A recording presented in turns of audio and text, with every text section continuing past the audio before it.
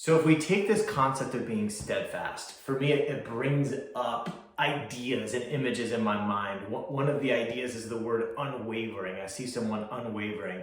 Oftentimes I imagine the classic character from some sort of a battle movie from back in the days of the Roman Empire, where this person has kind of long hair and a beard, and they're standing in the wind, and they're up on a mountain, and they're looking at maybe a storm or an army that's coming towards them, and it's blowing, but their jaw is set. It's like the expression I like. They set their jaw and they remain steadfast. They kind of lean forward and they're immovable and unwavering as this force is coming against them.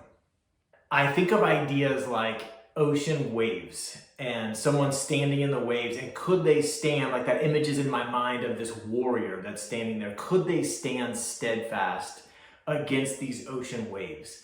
And so I spent plenty of time in the ocean, and I've been there, and the waves come and they hit you and they splash up, and sometimes it's a fun game that you might even play with your friends where you try to stand steadfast as these waves hit you and they're smashing against you and coming up.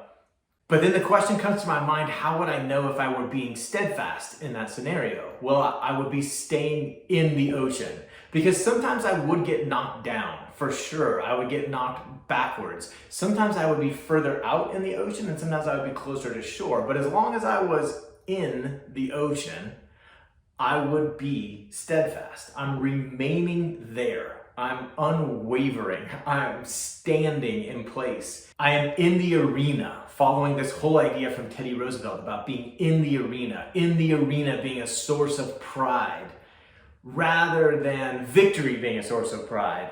Or even worse, the person on the outside looking in who's criticizing the man in the arena. That the whole idea is to stay in the ocean.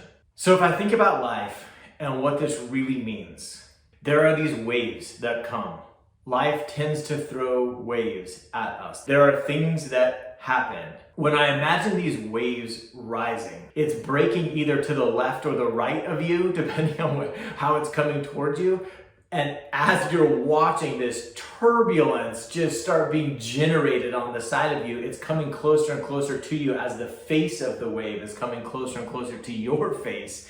And you're questioning, can I remain steadfast in this wave that's headed toward me? I see things that are going to hit me, like my marriage falling apart, like a spouse cheating, like embezzlement happening in my business, like an error that I make that causes customers to leave, stressful events that may come up, a death in the family, or simply a season of guilt or anxiety or worry about what's coming next that causes week-long binges that have the scale go in the opposite direction that I'm trying to go. I'm going to be hit by these waves.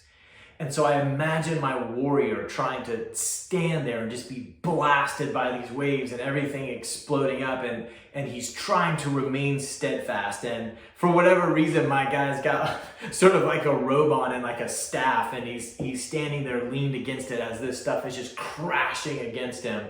But there are waves that are just too big. There are waves that are just too big. And they're gonna hit this guy and they're gonna knock him all the way back to shore. But I also think of this man's experience, and I don't really crave it. I don't desire it. Yes, he's remaining steadfast, but his face, it doesn't show joy. It shows resolve. It shows commitment, but it doesn't show fun. It doesn't show peace. It shows worry.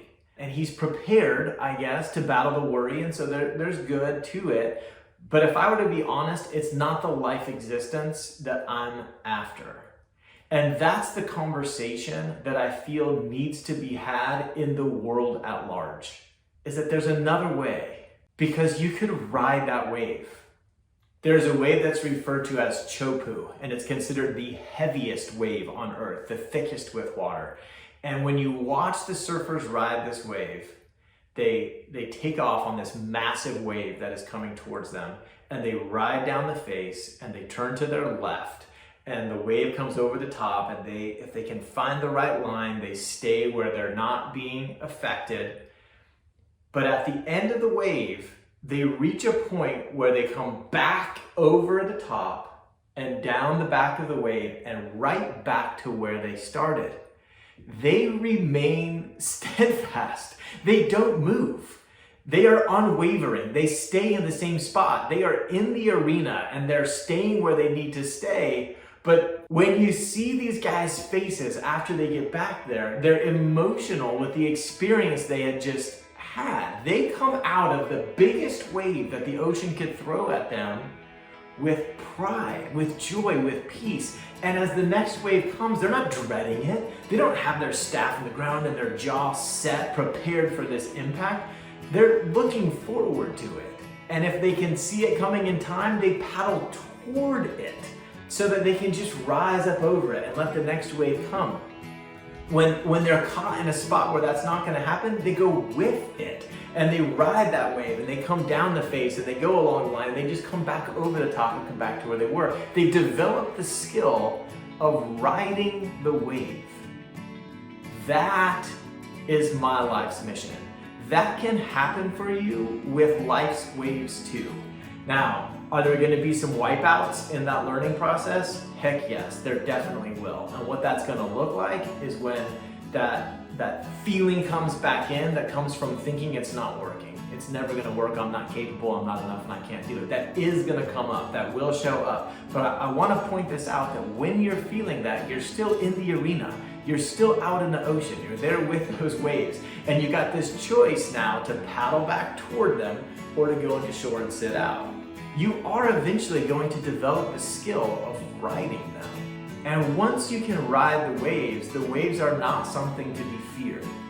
The wave can be there or it cannot be there. And either way, you've got this joy, you've got this peace, you've got this confidence. You're no longer standing in the ocean, looking out on the horizon, worried that another wave might be coming your way, because you can only have peace in the absence of waves.